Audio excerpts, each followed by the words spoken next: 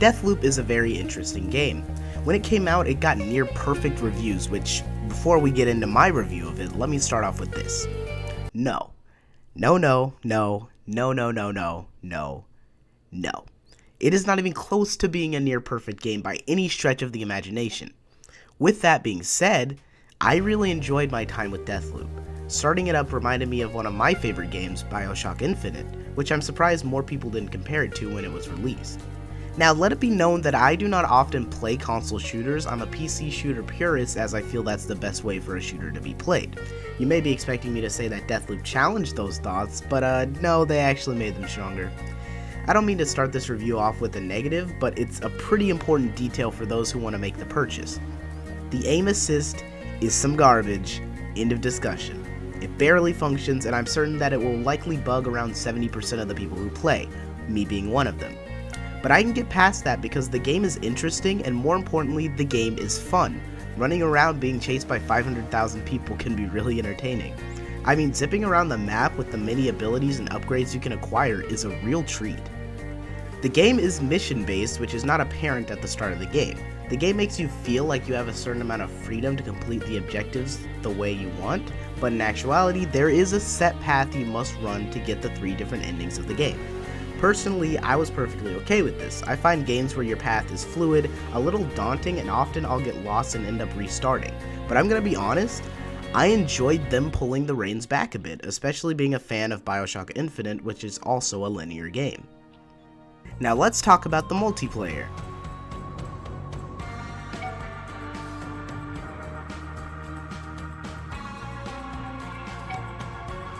Any day now.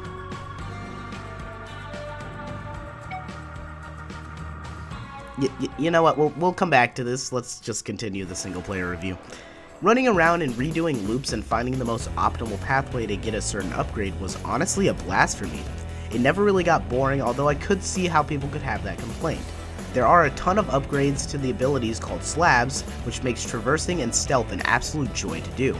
Getting some of these upgrades is as easy as killing one of the 7 visionaries, which is how you must break the loop. But one of these visionaries is a jerk, and his mission is literally broken. If you've played the game, you know exactly who it is I'm talking about. Alexis Dorsey. What's wrong with his mission? Well, I'm gonna spoil the heck out of it, so skip here if you care about that sort of thing. I'll give you a second. Alexis Dorsey has an entourage of 100 enemies around him. To kill him, you must first figure out which one of these 100 people in masks is him. You do this by sneaking into a window of his mansion and playing a very specific song for him that changes per loop, mind you, and then he will take the stage and dance by himself. In every video I've seen of this mission, an arrow pops above his head to tell you that you are okay to kill him. That never happened in any of my 17 loops of this mission. Yes, it took 17 tries.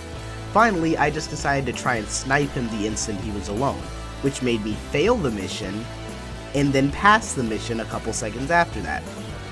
I have no idea why this happened, and I have not been able to replicate it since. But that's not all, folks, because you still have to loot his body, which is at the center of the 100 people I talked about earlier. So maybe after 20 to 30 minutes of running in and out of his mansion to get health and ammo, you may be able to actually get his slab. But of course, if you want the full upgrade, you have to do it again, and again, and again. I could write an entire strategy guide just for this specific part of the game to do it as quickly as possible and as least annoying as possible, simply because of how many times I did it. For instance, this building here has people on top of it. Before, I would just go around, but you can save yourself some time by killing the people on and around the building and jumping on top of it, falling to where there is health and ammo, putting you directly in front of his mansion. Good lord. The only other mission that gave me some trouble was actually kind of my fault. Killing the visionary Fia is borderline impossible because she has the most broken slab in the game, which makes her a bullet sponge, able to be shot hundreds of times without dying. But eventually you figure out the best method of dealing with her, which makes things easier. Okay, no more spoilers until the very end. Overall, I think the sell of this game is messing around with the really cool powers, the very off-the-cuff story, which I did find fascinating until the very end. I'll get to that in a second. The adrenaline-pumping music egging you on along the way, and some absolutely incredible voice acting that brings this world and these characters to life.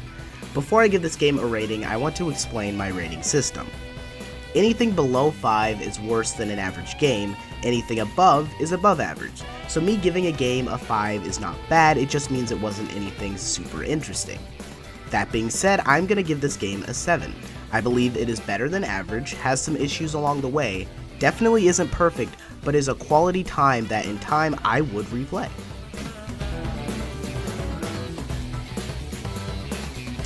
So, you may be wondering, what happened at the end of the story that kinda ruined it for me? I won't spoil it too much, but all the endings are extremely anticlimactic, especially since I think the final mission is actually a really fun romp through the places you've already been.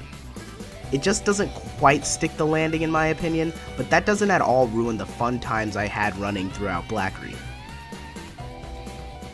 Now, I would have talked about the multiplayer in this video, but as it stands, I still haven't been able to freaking play it.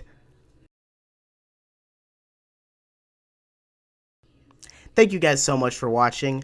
Over the next couple weeks, I'll be working on my next review, which is A Hat in Time, as well as playing Code Vein on the side for a future review, so I hope you guys are looking forward to that.